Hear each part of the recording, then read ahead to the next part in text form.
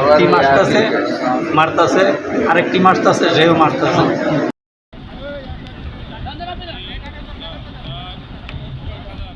ভারতের সীমান্তরক্ষী বাহিনী বিএসএফ ও নৌবাহিনী ভারতের গুজরাট বস্তি থেকে তুলে এনে বঙ্গোপসাগরের তীরবর্তী সুন্দরবনের মান্দারবাড়িয়া এলাকায় চরের মধ্যে ফেলে যাওয়া ৭৮ জনের মধ্যে ৭৫ জনকে তাদের পরিবারের কাছে হস্তান্তর করা হয়েছে। কি বলতে পারবো, চোখে পটি বান্ধা ছিল, আমাদের হাত বান্ধা ছিল, পা বান্ধা ছিল।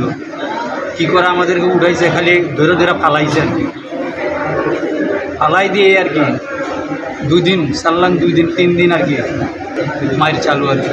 এর ভিতরে কোনো বন্ধ নেই। একটি মারতাছে আরেকটি মারতাছে, সেও মারতাছে। পানি চাইলে 1 ফুট পানি দেয় খাওয়ার জন্য, কিন্তু কোনো খাওয়া দাওয়ার ইন্তজাম নেই।